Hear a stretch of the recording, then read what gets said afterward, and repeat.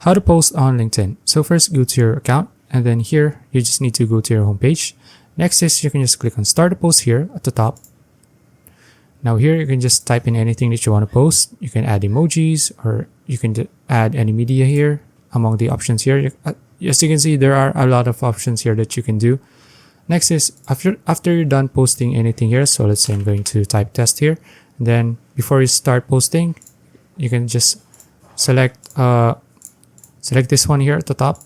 Now here you can select whether you want this post to be seen by everyone, or if you want the post to be only seen by connections only. Now there are other options here as well. You can just play around with this, and then next is you can just go back, and then once you're done, you can just click on post.